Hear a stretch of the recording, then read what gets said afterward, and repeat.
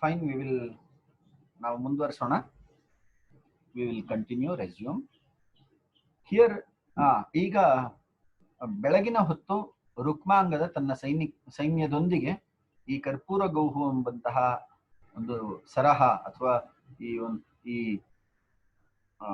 ಸರೋವರದ ಹತ್ರ ಬರಬಹುದು ಅನ್ನುವಂತಹ ಮಾಹಿತಿ ಇದೆ. ಆದ್ರಿಂದ ನಾವು ಇಲ್ಲಿಂದ ಇನ್ನೊಂದು ಪ್ರದೇಶಕ್ಕೆ ಹೋಗೋಣ ಅಂತ ಹೇಳಿ ಯೋಚನೆ ಮಾಡುತ್ತೆ. ತಚ್ಛ್ರುತ್ವ ಕೂರ್ಮಃ ಸಭಯಂ ಆಹ ಜಲಾಶಯಾಂತರಂ ಗಮಿಷ್ಯಾಮಿ. ಇದನ್ನ ಕೇಳಿ ಆಮೇಲೆ ನಾನು ಇನ್ನೊಂದು ಜಲಾಶಯಕ್ಕೆ ಹೋಗ್ತೇನೆ ಅಂತ ಹೇಳಿ ನಿರ್ಣಯ ಮಾಡ್ಕೊಳ್ಳುತ್ತೆ. ಕಾಕ ಮೃಗೌ ಅಪಿ ಉಕ್ತವಂತೌ ಏವಮಸ್ತು. ಕಾಗೆ ಮತ್ತು ಮೃಗ ಇವೆರಡು ಆಯ್ತು, ನೀನು ಇನ್ನೊಂದು ಜಲಾಶಯಕ್ಕೆ ಹೋಗೋದಾದ್ರೆ ಹೋಗು ಅಂತ ಕಾಗೆ ಮತ್ತು ಮೃಗ ಎರಡು ಹೇಳುತ್ತೆ. ಏವಮಸ್ತು.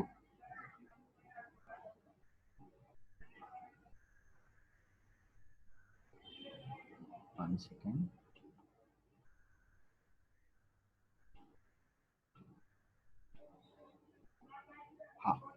ततः हिरण्यकः विहस्य आह जलाशयांतरे प्राप्ते मंथरस्य कुशलम स्थले गच्छतः कः प्रतीकारः.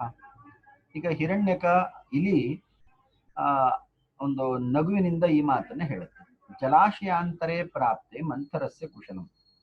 ಈ ಜಲಾಶಯದ ಪಕ್ಕದಲ್ಲಿರುವಂತಹ ಇನ್ನೊಂದು ಜಲಾಶಯಕ್ಕೆ ಹೋದ್ರೆ ಮಂಥರ ಅಥವಾ ಈ ಆಮೆ ತನ್ನ ಸೌಖ್ಯವನ್ನ ಕಾಪಾಡಿಕೊಳ್ಬಹುದು, ತನ್ನನ್ನು ರಕ್ಷಿಸ್ಕೊಳ್ಬಹುದು. ಆದ್ರೆ ನೆಲದ ಮೇಲೆ ಓಡಾಡುವ ನನಗೆ ಹೇಗೆ ನಾನು ಹೇಗೆ ಕಾಪಾಡಿಕೊಳ್ಳೋದು ಜೀವವನ್ನ ಅಂತ ಪ್ರಶ್ನೆ ಮಾಡ್ಕೊಳ್ಳೋದು. Now there is a interaction amongst all the four. तदत्र भवता स्वगृह निर्विशेषं स्थीयताम्. Hiranyaka offers to a new friend by name Chitrangada. He offers the place and he says, please feel free and it is your place. Feel as if this is your place. Feel at home. तच्छ्रुत्वा मृगः सानन्दौ भूत्वा स्वेच्छाहारं कृत्वा पानीयं पीत्वा जलासन्नतरुच्छायायाम् उपविष्टः. So the mriga, that is Chitranga, was very happy and he had all the fruits offered by the friends and he was enjoying his time under the shadow of the tree. अथ मंथरेण उक्तं सखे मृग एतस्मिन् निर्जने वने केन त्रासितोऽसि? कदाचित् किं व्याधाः सञ्चरन्ति? So Manthara, the tortoise inquires about the reason for Chitrangada's arrival. What made him to come to this place? So he questions, Etasmin nirjane vane kena transitosi. In this place, in this forest, from whom you find yourself in danger? What made you to run to this place? Kadachit kim yadhaah sancharanti. Do you see any hunters moving around? Mrigena uktam अस्ति कलिंग विषये रुक्मांगदो नाम नरपतिः स च दिग्विजय व्यापार क्रमेण आगत्य चंद्रभागा नदी तीरे समावसित कटकः वर्तते. Chitrangada deer replies to the questions and the deer says, there is a king by name Rukmangada in Kalinga province and he is on his way to fight with another king. So he is accompanied by a very big group, very big team of soldiers. Such a Digvijaya Vyapara Kramena Agatya Chandrabhaga Nadi Tire Samavasita Katakaha Vartate. So he is now on the banks of Chandrabhaga Nadi, Chandrabhaga river, and at any moment tomorrow he is expected to come towards Karpura Saraha. Karpura Saraha is a pond very close to wherein they are all these four are staying at present. प्रातश्च तेन आगत्य कर्पूरसरस्समीपे भवितव्यमिति व्याधानां मुखात् किंवदन्ति श्रूयते. There is a rumor that tomorrow morning all the team, Rukmangada along with his team are expected to reach Karpura Saraha, the pond by name Karpura. तदत्रापि प्रातः अवस्थानं भयहेतुकमिति आलोच्य यथावसर कार्यम् आरभ्यताम्. So it is better to find our own safe zones. We need to move towards the safer zones.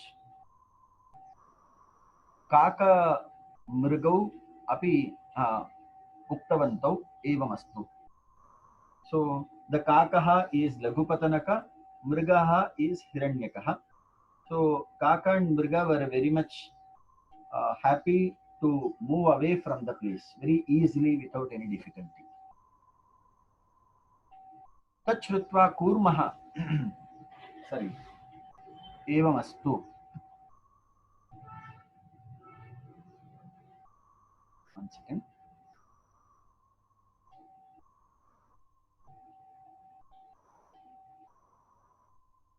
Last line. ततः हिरण्यकः विहस्य आह जलाशयान्तरे प्राप्ते मंथरस्य कुशलं स्थले गच्छतः कः प्रतीकारः. So when Laghupatanaka, Chitrangaha and Manthara are safe to move from the place, it is very difficult for Hiranyaka to go to the safer places, because Hiranyaka, one who moves on the ground, finds always be targeted by one or the other animals or birds. So Hiranyaka says, Sthale gachatah kaha pratikaraha. I may find it difficult to move to the safer places. This is the word of Hiranyaka. Then here 196th shloka, 196ನೇ ಶ್ಲೋಕ ಇದೆ. ಅಂಭಸಿ ಜಲಜಂತೂನಾಂ ದುರ್ಗಂ ದುರ್ಗನಿವಾಸಿನಾಂ ಸ್ವಭೂಮಿಃ ಶ್ವಾಪದಾದೀನಾಂ ರಾಜ್ಞಾಂ ಮಂತ್ರಿ ಪರಂಬಲಂ. ಯಾವುದಕ್ಕೆ ಯಾವುದು ಆಶ್ರಯವನ್ನು ಕೊಡುತ್ತೆ, ಒಂದು ರಕ್ಷಣೆಯನ್ನು ಕೊಡುತ್ತೆ ಅಂತ ಈ ಶ್ಲೋಕ ಹೇಳುತ್ತೆ. ಅಂಭಸಿ ಜಲಜಂತೂನಾಂ, ನೀರಿನಲ್ಲಿ ವಾಸಿಸುವಂತಹ ಪ್ರಾಣಿಗಳಿಗೆ ನೀರೇ ಒಂದು ರಕ್ಷಣೆ. ಅದು ನೀರಿನಲ್ಲಿ ಯಾವುದೇ ಒಂದು ಸಮಸ್ಯೆ ಬಂದರೂ ಕೂಡ ನೀರಿನಲ್ಲಿ ಅದನ್ನ ಪರಿಹಾರ ಕಂಡುಕೊಳ್ಳಿಕ್ಕೆ ಸಾಧ್ಯ ಆಗ್ತದೆ. ಆಕ್ರಮಣ ಆದರೂ ಕೂಡ ಅದನ್ನ ತಪ್ಪಿಸ್ಕೊಳ್ಳಿಕ್ಕೆ, ಒಂದು ಹಂತದ ಆಕ್ರಮಣವನ್ನು ತಪ್ಪಿಸ್ಕೊಳ್ಳಿಕ್ಕೆ ಎಲ್ಲ ಜಲಚರ ಪ್ರಾಣಿಗಳು ಸಮರ್ಥವಾಗಿರ್ತವೆ. ದುರ್ಗಂ ದುರ್ಗ ನಿವಾಸಿನಾಂ, ಕೋಟೆಯ ಒಳಗಿರುವವರಿಗೆ ಕೋಟೆಯೇ ರಕ್ಷಣೆ. ಹಾಗೆಯೇ ಸ್ವಭೂಮಿ ಶ್ವಾಪದಾದೀನಾಂ, ನಾಯಿ ಮುಂತಾದಂತಹ ಪ್ರಾಣಿಗಳಿಗೆ ಅವುಗಳು ಎಲ್ಲಿ ವಾಸವಾಗಿದೆಯೋ ಆ ಭೂಮಿ ಅಥವಾ ಅವುಗಳ ಒಂದು ಜಾಗ, ಏರಿಯಾ ಅಂತ ಏನ್ ಹೇಳ್ತೀವಿ, ಆ ಭೂಪ್ರದೇಶ ಅವುಗಳಿಗೆ ಸುರಕ್ಷಿತವಾದಂತಹ ಭೂಪ್ರದೇಶ. ಅಲ್ಲಿ ಅವುಗಳಿಗೆ ಎಲ್ಲ ವಸ್ತುಗಳು ಎಲ್ಲಿ ಏನ್ ಸಿಗುತ್ತೆ ಅನ್ನುವಂತಹ ಪರಿಚಯ ಇರುತ್ತೆ. ಮತ್ತು ಅವುಗಳದ್ದೇ ಆದಂತಹ ಒಂದು ಸಣ್ಣ ಸೀಮೆಯೂ ಕೂಡ ನಿರ್ಮಾಣ ಆಗಿರುತ್ತೆ. ಒಂದು ಕೋಟೆಯ ತರ ಅದನ್ನ ಅವು ನಿರ್ಮಾಣ ಮಾಡ್ಕೊಂಡಿರುತ್ತೆ. ರಾಜ್ಞಾಂ ಮಂತ್ರಿ ಪರಂ ಬಲಂ, ರಾಜನಿಗೆ ಮಂತ್ರಿಯೇ ಅತ್ಯಂತ ಆಶ್ರಯವನ್ನು ಕೊಡುವಂಥವನು ಆಗಿರ್ತಾನೆ. ಯಾಕಂದ್ರೆ ಮಂತ್ರಿಯಿಂದ ರಾಜ ಅನೇಕ ನಿರ್ಣಯಗಳನ್ನು ತೆಗೆದುಕೊಳ್ಬೇಕಾಗುತ್ತೆ, ಅದಕ್ಕೆ ಮಂತ್ರಿ ಸಹಾಯ ಮಾಡಿರ್ತಾನೆ. ಆದ್ದರಿಂದ ಮಂತ್ರಿಗಳ ಒಂದು ಸಮೂಹ ಇದೆ, ಅದನ್ನೇ ರಾಜ ಸಂಪೂರ್ಣವಾಗಿ ಅವಲಂಬಿಸಿರ್ತಾನೆ. So in 196th shloka, the poet gives a list of factors which are saving the people and animals from the threat. Ambhasi jalajantuna, for the animals which are living in water is the safest place that provides security. Durgam Durganivasinam. Those who are living within the fort provides the security. It is a very safer place to live within the fort for those people who are habituated in that. Swabhumihi Shvapadadinam. Uh, the dog and other animals find safety in their own places, home or any particular place when they are habituated, when they are living, that place they find very safer. Rajnam Mantri Parambalam. For the king, the group of ministers provide safety because ministers formulate the policies which help the people so that people may find respect towards the king. Sakhe Laghupatanaka Anena Upadeshena Tatha Bhavitavyam Swayam Vikshe Yatha Vadvaha Peditam Kuchakudmalam Vanikputraha Abhavadukhi Tvam Tathaiva Bhavishyasi. Sakhe Laghupatanaka Anena Upadeshena Tvaya Bhavitavyam. ಈಗ ಒಂದು ಹೊಸ ಕಥೆಯ ಆರಂಭ ಆಗ್ತಾ ಇದೆ. ಸ್ವಯಂ ವೀಕ್ಷೆ ಯಥಾವದ್ವಾಹ ಪೀಡಿತಂ ಸ್ತನ ಕುಡ್ಮಲಂ ವಣಿಕ್ ಪುತ್ರ ಅಭವದ್ ದುಃಖಿ ತ್ವಂ ತಥೈವ ಭವಿಷ್ಯಸಿ. ವಣಿಕ್ ಪುತ್ರ ಮುಂದಿನ ಕಥಾಭಾಗದಲ್ಲಿ ಇದರ ಸಾರಾಂಶ ಇದೆ. ವಣಿಕ್ ಅಂದ್ರೆ ವ್ಯಾಪಾರಿ ಮಗ ಹೇಗೆ ದುಃಖವನ್ನು ಅನುಭವಿಸ್ತಾನೋ ಆ ತರ ನಿನ್ನ ಸ್ಥಿತಿ ಇದೆ ಅಂತ ಹೇಳಿ ಇಲ್ಲಿ ಯಾವುದು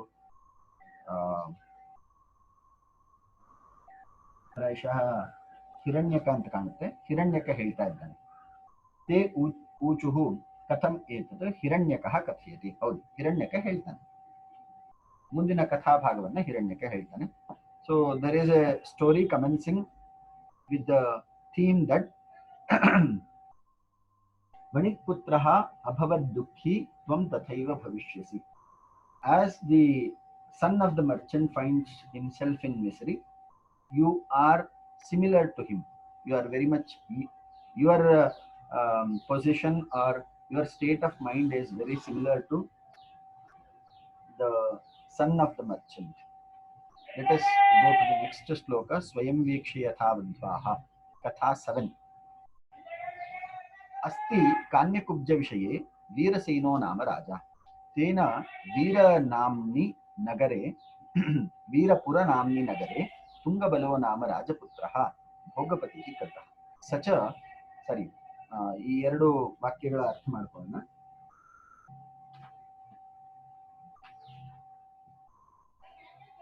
ಅಸ್ತಿ ಕಾನ್ಯಕುಬ್ಜ ವಿಷಯ ವೀರಸೇನೋ ನಾಮ ರಾಜ. ಕಾನ್ಯಕುಬ್ಜ ಅನ್ನುವಂತಹ ಒಂದು ಭೂಭಾಗದಲ್ಲಿ ವೀರಸೇನ ಅನ್ನುವ ರಾಜ್ಯ ಇದ್ದ. ಈ ಶಬ್ದಗಳನ್ನ ಸ್ವಲ್ಪ ಗುರುತು ಮಾಡ್ಕೊಳ್ಳಿ. ಕಾನ್ಯಕುಬ್ಜ ವಿಷಯ ಅನ್ನೋದು ಬಿಟ್ಬಿಡಿ. ವೀರಸೇನೋ ನಾಮ ರಾಜ ಇದನ್ನ ಅಂಡರ್ಲೈನ್ ಮಾಡಿ. ತೇನ ವೀರಪುರ ನಾಮ್ನಿ ನಗರೆ ತುಂಗಬಲೋ ನಾಮ ರಾಜಪುತ್ರ ಭೋಗಪತಿ ಕೃತಃ. ಅವನೇನ್ ಮಾಡ್ತಾನೆ, ತನ್ನ ಮಗನಾದಂತಹ ತುಂಗಬಲ ಎಂಬುವನನ್ನ ಒಂದು ನಗರಕ್ಕೆ ಮುಖ್ಯಸ್ಥನನ್ನಾಗಿ ಮಾಡ್ತಾನೆ. ಹಿಂದೆಗ ಪಾಳೆಗಾರರು ಅಂತೆಲ್ಲ ಇರ್ತಾ ಇದ್ರು. ಆ ರೀತಿ ಈ ವೀರಪುರ ಅನ್ನುವಂತಹ ನಗರಕ್ಕೆ ಇವನನ್ನ ಮುಖ್ಯಸ್ಥನನ್ನಾಗಿ ಮಾಡ್ತಾನೆ. ತುಂಗಬಲೋ ನಾಮ ರಾಜಪುತ್ರ, ಅದನ್ನ ಅಂಡರ್ಲೈನ್ ಮಾಡಿ. ವೀರಸೇನೋ ನಾಮ ರಾಜ, ತುಂಗಬಲೋ ನಾಮ ರಾಜಪುತ್ರ, ಇವೆಷ್ಟನ್ನ ಅಂಡರ್ಲೈನ್ ಮಾಡಬೇಕು. ಸಚ ಮಹಾಧನಃ ತರುಣಃ ಏಕದಾ ಸ್ವನಗರೆ ಗ್ರಾಮ್ಯನ್ ಅತಿ ಪ್ರೌಢ ಯೌವನಾಂ ಲಾವಣ್ಯವತೀಂ ನಾಮ ವಣಿಕ್ ಪುತ್ರ ವಧೂಂ ಅವಲೋಕಯಾಮಾಸ. ಈ ತುಂಗಬಲನಿಗೆ ಒಂದು ಬಾರಿ ಸಂಚಾರ ಮಾಡುವಂತಹ ಸಂದರ್ಭದಲ್ಲಿ ಮಹಾಧನಃ ತರುಣಃ ಏಕದ, ಅವನು ತನ್ನ ನಗರದಲ್ಲಿ ಸಂಚಾರ ಮಾಡುವಂತಹ ಸಂದರ್ಭದಲ್ಲಿ ಲಾವಣ್ಯವತಿ ಎನ್ನುವಂತಹ ಒಬ್ಬ ಯುವತಿಯನ್ನ ಅವನು ನೋಡ್ತಾನೆ. ಆ ಯುವತಿಯು ಒಬ್ಬ ವ್ಯಾಪಾರಿಯ ಮಗಳಾಗಿರ್ತಾಳೆ. ಅಂತಹ ವ್ಯಾಪಾರಿಯ ಮಗಳಾದಂತಹ ಲಾವಣ್ಯವತಿ ನಾಮ ವಣಿಕ್ ಪುತ್ರ ವಧೂಂ, ಅದಕ್ಕೆ ಅಂಡರ್ಲೈನ್ ಮಾಡ್ಕೊಳ್ಳಿ. लावण्यवती ಅಂತ ಆಕೆಯ ಹೆಸರು. ततः स्वहर्म्यं गत्वा स्मराकुलं स्मराकुलमतिः तस्याः कृते दूतीं प्रेषितवान्. ಅವನು ತನ್ನ ಒಂದು ಅರಮನೆಗೆ ಬಂದು ಸ್ವಹರ್ಮ್ಯಂ ಗತ್ವ ತನ್ನ ಮನೆಗೆ ಬಂದು ಸ್ಮರಾಕುಲಮತಿ ತಸ್ಯಾಹ ಕೃತೆ ದೂತೀಂ ಪ್ರೇಷಿತವಾನ್. ಅವನಿಗೆ ಆಕೆಯ ಬಗ್ಗೆ ಒಂದು ಪ್ರೀತಿ ಉಂಟಾಗಿರುತ್ತದೆ. ಅವನು ಒಂದು ಪತ್ರವನ್ನ ಆಕೆಗೆ ಬರೆದು ಕಳಿಸ್ತಾನೆ. Here there is a new story commencing. ಅಸ್ತಿ ಕಾನ್ಯಕುಬ್ಜ ವಿಷಯೇ ವೀರಸೇನೋ ನಾಮ ರಾಜ. There was a king by name Veerasena in a small province called Kanyakubja. Please underline the word Veeraseno Nama Raja. Tena Veerapura Namni Nagare Tungabalo Nama Rajaputraha Bhogapati Putraha. He made his son as a chief of a small district called Veerapura. So his son's name is Tungabala. So Veerasena is the king, and he has given the in charge of a district to his son Tungabala. Such a Mahadhanah Tarunaha ekada Swanagare Brahmyan Ati Praudha Yuvanam Lavanyavatim Nama Vanikputra Vadhum Avalokayamasa. He was moving around in his district. On his way, he could see a beautiful girl who happens to be the daughter of a merchant, the businessman. Tataha swaharmyam gatva smarakula matihi tasyaha krite dutim preshitavan. He fell in love with her, and as soon as he went home, he immediately wrote a letter and sent it to the girl. So we will stop here because the time is almost, we need another couple of classes, another 2 classes at the most. Tomorrow and the day after we will be able to complete our portion. If you have any questions or suggestions, please let me know.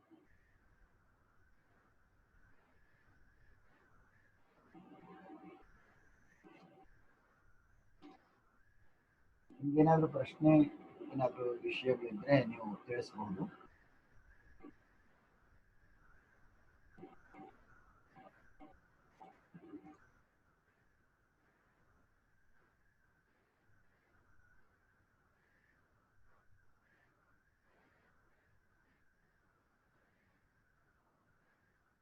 ಏನಾದರೂ ಪ್ರಶ್ನೆ ಇದೆಯಾ?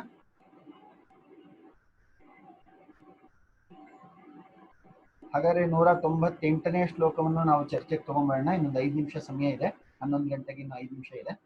So ಇದೊಂದು ಶ್ಲೋಕ ಚರ್ಚೆ ಮಾಡಿ ಮುಗಿಸ್ಕೊಳ್ಳೋಣ. ಸನ್ಮಾರ್ಗೇ ತಾವದಾಸ್ತೆ ಪ್ರಭವತಿ ಪುರುಷಃ ತಾವದೇವೇಂದ್ರಿಯಾಣಾಂ ಲಜ್ಜಾಂ ತಾವದ್ ವಿಧತ್ತೆ ವಿನಯಮಪಿ ಸಮಾಲಂಬತೆ ತಾವದೇವ ಭ್ರೂಚಾಪ ಕೃಷ್ಟಮುಕ್ತಾಃ ಶ್ರವಣಪಥಗತಾಃ ನೀಲ ಪಕ್ಷ್ಮಾಣ ಏತೆ ಯಾವಲ್ಲೀಲಾವತೀನಾಂ ನ ಹೃದಿ ಧೃತಿಮುಷಃ ದೃಷ್ಟಿಬಾಣಾಃ ಪತಂತಿ. ಶ್ಲೋಕ ಸಾರ ಇಷ್ಟಿದೆ. ಯಾವಲ್ಲೀಲಾವತೀನಾಂ ನ ಹೃದಿ ಧೃಷಿಮುಷಃ ದೃಷ್ಟಿಬಾಣಾಃ ಪತಂತಿ. ಒಬ್ಬ ನವಯುವಕನ ಮನಸ್ಸು ಎಲ್ಲಿಯವರೆಗೆ ಸ್ತ್ರೀಯ ಅಥವಾ ಯುವತಿಯ ಕಡೆ ಆಕರ್ಷಿತವಾಗುವುದಿಲ್ಲವೋ ಅಲ್ಲಿಯವರೆಗೆ ಅವನು ತನ್ನ ಸಾಧನೆಯನ್ನ ಮಾಡಬಹುದು. ಅವನು ಅಲ್ಲಿಯವರೆಗೆ ತನ್ನ ಸನ್ಮಾರ್ಗದಲ್ಲಿ ಮುಂದುವರಿಲಿಕ್ಕೆ ಸಾಧ್ಯ ಇದೆ ಅಂತ ಹೇಳಿ ಈ ಶ್ಲೋಕ ಇದೆ. ಈ ಶ್ಲೋಕವನ್ನ ಈ ಕಥೆಯ ಹಿನ್ನೆಲೆಯಲ್ಲಿ ಅರ್ಥ ಮಾಡ್ಕೊಳ್ಬೇಕು. ಸನ್ಮಾರ್ಗೆ ತಾವದಾಸ್ತೆ ಪ್ರಭವತಿ ಪುರುಷಃ ತಾವದೇವೇಂದ್ರಿಯಾಣಾಂ. ಎಲ್ಲಿಯವರೆಗೆ ಅವನ ಇಂದ್ರಿಯಗಳು ಅವನ ವಶದಲ್ಲಿರ್ತವೆ ಅಂದ್ರೆ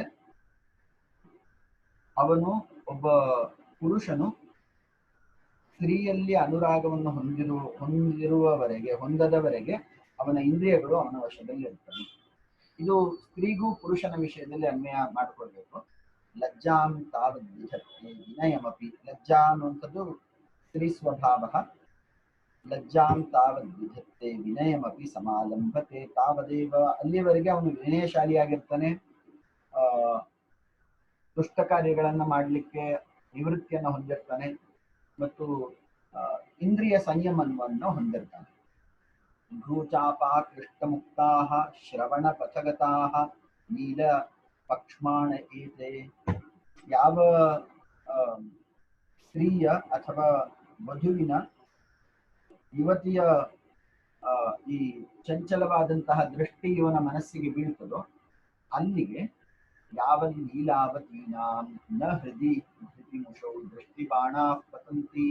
ಆ ದೃಷ್ಟಿ ಬಾಣಗಳು ಇವನ ಮನಸ್ಸಿಗೆ ಬೀಳ್ತಾ ಇದ್ದ ಹಾಗೆ ಇವನು ಸಂಪೂರ್ಣವಾಗಿ ತನ್ನ ಹತೋಟಿಯನ್ನ ತಾನು ಕಳ್ಕೊಳ್ತಾನೆ. ಸಂಯಮನೆಯಾಗಿದ್ದವನು ತನ್ನ ಎಲ್ಲ ಸಂಯಮಗಳನ್ನ ಸಾಧನೆಗಳನ್ನ ಕಳ್ಕೊಳ್ತಾನೆ ಅನ್ನುವಂಥದ್ದು ಪುರುಷರ ದೃಷ್ಟಿಯಿಂದ ವ್ಯಾಖ್ಯಾನ ಮಾಡಿದ್ರೆ, ಸ್ತ್ರೀ ದೃಷ್ಟಿಯಿಂದಲೂ ಅದೇ ತರನೇ ಪುರುಷನ ವಿಷಯದಲ್ಲಿ ವ್ಯಾಖ್ಯಾನ ಮಾಡ್ಕೊಳ್ತಾರೆ. Here the poet is saying that a young lad can be under his own control as long as he is not being affected by the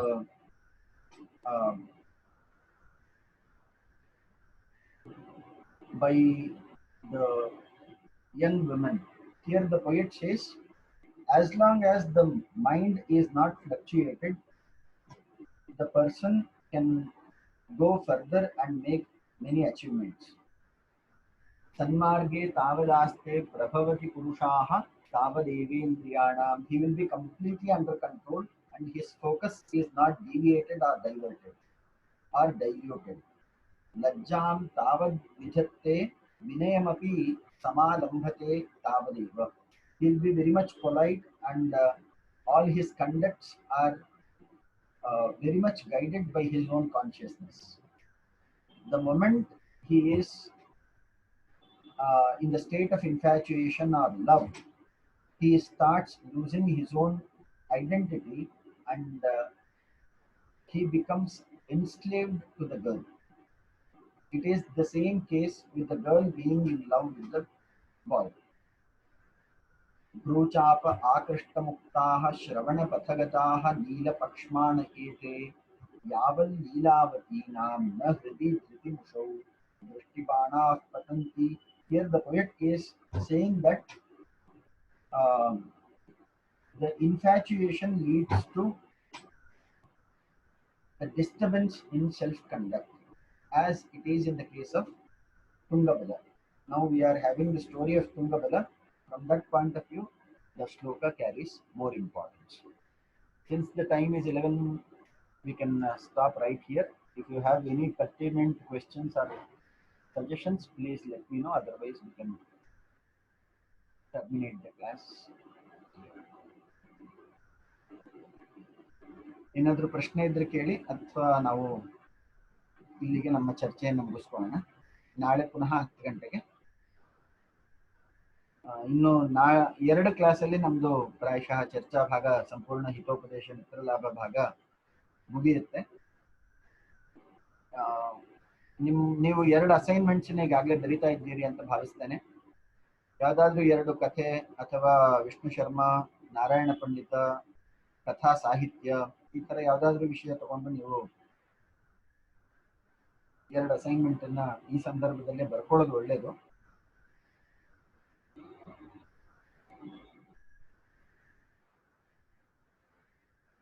ಸರಿ, ಹಾಗಾದ್ರೆ ನಾವು ಪುನಃ ನಾಳೆ ಭೇಟಿಯಾಗೋಣ. ನಾಳೆ ಬೆಳಗ್ಗೆ 10 ಗಂಟೆಗೆ. ಧನ್ಯವಾದ. Thank you, sir.